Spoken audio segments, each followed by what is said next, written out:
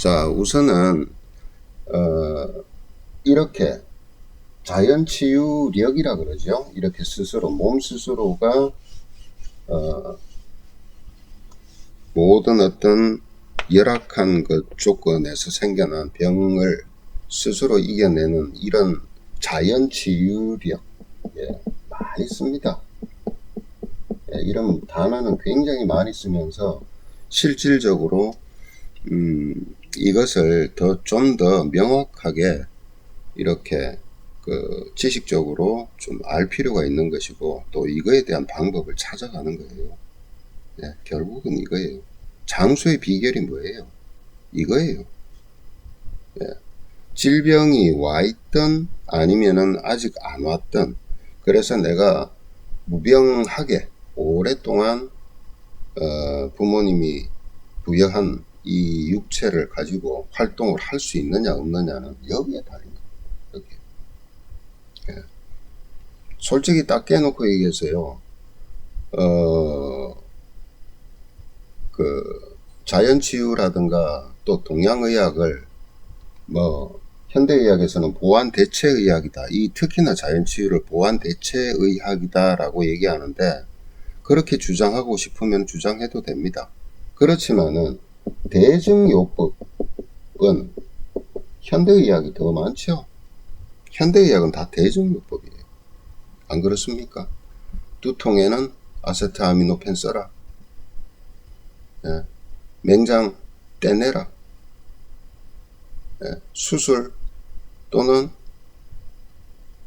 암이 생기면 뭘 해요? 일단은 면역 상태를 올리는 것보다는 암을 사멸시키는데 우선적으로 두지요. 어떤 증상이 나타나면 그 증상을 완화시키든 없애려고 애를 쓰는 것이 대증요법이잖아요. 원래 근본은 뭐예요? 그 질병이 스스로 몸 안에서 해결될 수 있도록 해줘야 되는 것이고, 또 그걸 위해서 또 대증요법도 필요합니다. 급할 때 지금 암이 이 주먹덩어리 같은 암이 자리 잡고 있는데 지금 전신에 퍼지고 있는 판에 그 암은 그대로 놔둔다고요? 그게 아니죠. 필요할 땐 해야 되는 거예요. 그리고 항암 치료도 원해서 한다면 또 하는 거예요. 필요할 때는. 그러면서도 뭘 해야 되느냐? 이걸 자꾸 만들어 나가야 되는 거예요. 그래야 회복도 빠르고 뭐도 빠릅니까? 뭐도요? 재발이 안 일어나야 되잖아요. 그런데 이제 꼭 그런 질병이 아니고 만성 질병 같은 경우는 어떻게 할 거예요? 당뇨라든가 고혈압이라든가, 그냥 고혈압 약으로 끊임없이 죽을 때까지 먹어서 혈압을 조절을 해라. 이게 그냥 그걸로서 끝이잖아요. 혈당약을 죽을 때까지 먹어야 된다. 근데 당뇨에 혈당약 먹고 나름대로 하더라도 합병증을 피할 수 없다라는 근거의 논문들이 수도 없이 쏟아지고 있습니다. 또 실제로 이제는 지금 한 10여 년 전에 인슐린 만능 같이 해서 인슐린 펌프를 차면은 모든 게 해결된다고 막 크게 매스컴에 나와서 난리치던 그 박사도 이제 안 보인 지가 오래됐습니다. 그런다고 해서 당뇨 합병증을 못 막더라는 거예요.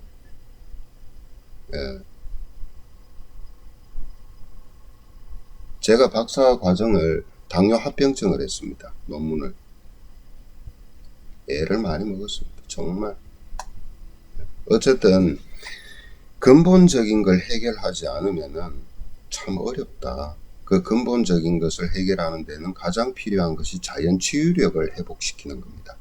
그러면 자연치유력을 회복시키는 데 있어서 가장 중요한 것이 뭐냐? 가장 중요한 것. 이것이 뭐냐면은 체온이에요, 체온. 기초 체온입니다. 보통 우리가 36.5도씨를 기초 체온의 일반적인 기초 체온으로 알고 있잖아요. 다들 알고 있잖아요. 그죠? 이 상태에서 뭐가 일어나느냐? 가장 안전하게 세포 분열과 복제가 일어납니다. 그리고 이 상태에서 뭐가 되느냐? 이렇게 해서 이 세포가 생겨났죠. 우리 몸 전부 세포잖아요. 이 세포가 생겨나서 어떻게 해야 해요? 자기 역할을 하잖아요. 세포가 모여서 뭐가 돼요? 조직이 돼요. 조직. 조직이 모여서 뭐가 돼요? 이게 모여서 장기가 되잖아요. 장기. 예. 그러면 결국은 이 장기도 세포 하나하나가 모여서 된 건데, 이 세포가 복제 분열을 끊임없이 하는 겁니다. 왜냐? 수명이 있기 때문에 그래요. 정해진 수명이. 가장 비근한 예로 우리 이 인간의 몸을 구성하고 있는 체세포는 120일입니다. 120일. 넉 달이죠. 넉 달. 피도 마찬가지예요. 저혈구도. 네. 이런 것들이 36.5도씨에서 가장 안 평범하고 가장 기본적으로 세포 복제 분열을 하고 또 임무를 수행하고 장기로서 모여서 임무를 수행하고 어떻게 해야 돼요? 결국은 이 세포는 죽어야 됩니다. 네. 아포토시스라 그러는데 이걸 세포 자살이라 그럽니다. 스스로가 죽어야 돼요. 예. 그래야 또 다른 세포가 복제 분열이 돼서 계속해서 이어지는 겁니다. 예. 그런데 이놈의 세포가, 이 세포가 장기를 구성하고 있는 이 세포가요, 어느 시간이 지나면서 어떻게 되느냐? 자극을 계속 받아요. 무슨 안 좋은 자극들을 그 세포가 계속 받습니다. 이게 약물에 의한 화학적인 작용도 될 수도 있고, 그 다음에 막 사고라든가 타박이라든가 막 이런 걸 지속적으로 받아서 오는 물리적인 그 작용도 있고, 또 하나 정말 많은 것이 활성산소예요. 예. 활성산소라는 게 뭡니까? 우리 인간은요, 먹는 음식을 먹고, 그죠? 활동하는 이상은 끊임없이 에너지를 쓰잖아요. 에너지를 쓰고 나면 뭐가 생겨요? 이산화탄소가 생기죠. 그죠? 그 다음에 끊임없는 그러니까 이 활성산소라는 거 쉽게 얘기하자면은 매연과 똑같은 겁니다. 예. 그런 것들이 뭘 하느냐? 계속해서 세포를 공격하는 거예요. 세포를. 스트레스 받아도 생기고, 예. 그 다음에 공기 안 좋은 데 가도 생기고, 그 다음에 또요, 음식을 먹어도 또 생겨요. 예. 그런 것들이 끊임없이 생기는 겁니다. 그런 것들로 인해서 뭐가 되느냐? 이런 정상세포가 뭐가 돼요? 염증세포가 되는 거예요. 그러니까 제대로 기능을 못하는 세포가 되어버리는 겁니다. 예. 그러면 어떻게 되냐면 이놈은 이걸 못해요. 이쪽으로 못 가요. 아포토시스로 세포 자살로 못 가고 어떻게 되느냐 하면은 자꾸 독단적으로 증식하려고 그럽니다. 독단적으로. 예. 증식을 하려고 그래요. 이게 뭐냐? 이게 암세포예요. 예. 그러면은 몸 안에서는 어떤 반응이 일어나냐면요. 이 염증세포가 빨리 이쪽으로 가야 되잖아요. 안 그러면 어떻게 해요? 이걸 제거해버려야 됩니다. 제거. 이 제거를 하기 위해서 뭐가 작동하냐면은 면역세포가 작동하는 겁니다. 예. 몸 자체에서는 이걸 염증세포를 놔두면 이걸로 가니까 이걸 제거하기 위해서 면역세포가 작동하고요. 그 다음에 이 염증세포 스스로도 이걸 빨리 이겨내려고 그래요. 예. 세포가 막 그 주변에 어떤 그 나쁜 어떤 자극에 의해서 계속 공격을 받잖아요. 그러면 염증세포 자체도 뭐를 하느냐? 회복을 하기 위해서 안간 힘을 씁니다. 예. 이때 나오는 게 있어요. 이때 나오는 게 열, 충격, 단백질이라는 것이 나옵니다. 예. 히트쇼크 프로테인이라 그러는데 이걸 만들어내서 빨리 염증 상태에서 회복해서는 뭘 하려고 그래요? 죽으러 갈라 그래요. 이렇게 짜여져 있어요, 몸 안에는. 근데 이게 36.5도에서 가장 정상적으로 잘 된다 그랬죠? 그죠? 이 기능도 36.5도에서 37도 사이에서 굉장히 잘 됩니다. 그래서 무난하게 여기서 사멸을 해요. 근데 염증 세포로 될 때는 보면은 전부 체온이 35도, 36도 이하로 떨어져 있다. 예. 특히나 이 암세포로 변했을 때는 이미 35도 밑으로 떨어져 있습니다. 예. 그 다음에 이걸 제거하기 위해서 면역세포가 가장 활성화되는 시기가 37도, 38도까지 올라갑니다. 그러니까 우리 몸에 바이러스나 이런 게 들어오면 어떻게 돼요? 열이 나죠. 예. 특히나 요즘 코로나 바이러스 때문에 백신들 맞고 나면 전부 끙끙 몸살을 앓죠. 다 그런 건 아니지만 많은 사람들이 그러잖아요. 그 이유가 뭐예요? 이 백신이 들어가서 이건 항원이죠. 바이러스라고 쉽게 말하면은 우리 몸에 있는 면역을 깨우는 작용을 하는 거예요. 그래서 저놈을 갖다가 물리치기 위해서 몸 안에서 면역세포가 난리 나는 겁니다. 그러면서 뭘 만들어요? 그 상대에 대한 항체를 만드는 과정이죠. 예. 그래야 다음에 똑같은 바이러스가 들어와도 바로 공격을 할 수 있게. 그때 일어나는 게 열이 일어나잖아요.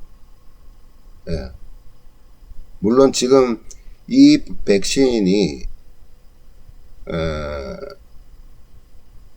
제가 봤을 때는 코로나 바이러스에만 지금 작동하는 건 아닌 것 같아요. 예. 그러니까 여러 가지 다양한 어떤 형태로 지금 막 그 명예현상들, 호전 반응들이 나타나기도 하는데, 어쨌든 차후에 가면은 뭔가가 이게 너무 급박하게 승인이 나서 쓰는 거잖아요. 어쨌든 그 얘기는 차후에 하기로 하고, 그런 반응들이 일어날 때요, 온도가 체온이 다 올라갑니다. 예. 기본적으로 암 환자는요, 기초 체온이 35도예요. 35도보다 더 낮은 경우도 있어요. 분명한 거는 36.5도에서 1도만 올려도, 아니 35도에서 1도만 올려서 이 가까이만 가도요, 면역은 500%가 증가합니다. 면역력은. 예. 우리 인체는 끊임없이 이 염증세포가 생겨나요. 많게는 1억까지, 작게는 수천만 개, 그러니까 수십만 개까지. 예. 항산화 물질, 항산화 영양소를 왜 먹어요? 비타민 C를 왜 먹어요? 비타민 A를 왜 먹습니까? 예. 이거는 막 항산화력이 대단하다, 이런 것들을 왜 드시냐고. 이런 것들을 적게 만들기 위해서 하는 거예요. 예. 내 세포들이 손상을 덜 받게 하는 겁니다. 예. 알고 드셔야지. 그래야만이 어떻게 되냐? 요 과정이 순조롭게 돼야 되는 거예요. 이 과정이 순조롭게 된다는 게 바로 이겁니다, 이거. 예. 원래는 그대로 시스템대로 돌아가는 것이고, 만약에 이런 게 생겼다면 이게 빨리 제거가 돼야 되잖아요. 이 제거되는 게 이거잖아요. 또 세포 자체가 회복시키는 이 치유력이잖아요. 이걸 하기 위해서 뭐가 필요하냐? 이게 필요한 거예요, 이게. 예, 체온 조절. 체온을 높이는 거. 이거를 제가 족태음 비토경 하기 전에, 수태음, 양명 하기 전에 경맥에서 제가 저체온증을 한번 설명한 적이 있습니다. 이제 저체온이 생기는 데는 여러 가지 원인이 있어요. 아까만, 그러니까 여기서 보세요. 이 염증세포가 생기는데 계속 자극받았는데 회복을 못 시킨다 그랬잖아요. 그거는 저체온이기 때문에. 그러면 저체온은 왜 됐냐는 거예요, 저체온은. 저체온을 일으킨 주범이 뭐냐는 겁니다. 주범이.